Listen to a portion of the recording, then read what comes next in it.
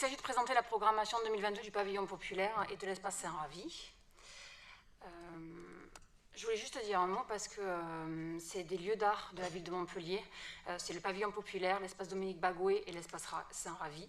Et ça complète l'offre justement culturelle sur le territoire montpelliérain avec le musée Fabre et le MOCO.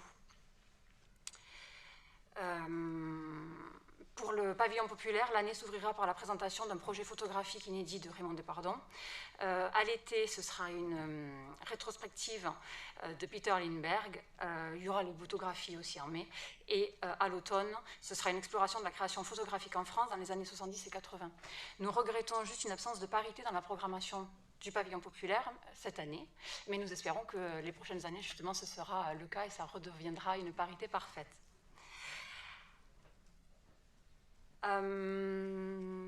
Juste pour l'espace Dominique Bagoé, il sera annoncé ultérieurement.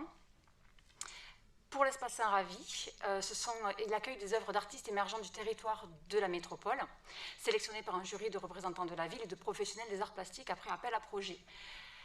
Je voulais juste mettre l'exergue sur la programmation qui a lieu en ce moment même jusqu'à jeudi prochain de Aïda Sunurugli.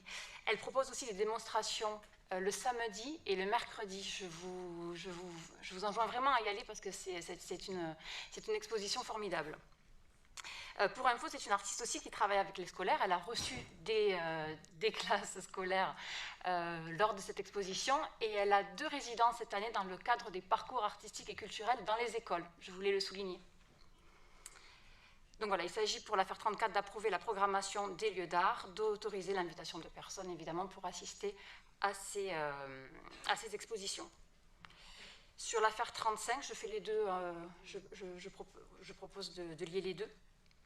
C'est sur l'espace Saint-Ravi et l'appel à proposition d'exposition.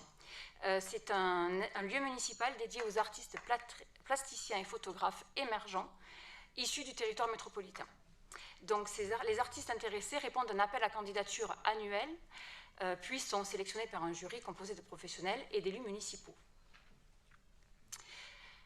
Le calendrier de l'appel à projet est le suivant. À partir du 3 janvier, lancement de l'appel à projet qui sera clôturé le 6 février 2022. On se réunit le mi-février et en avril 2022, justement, il y a la communication des résultats.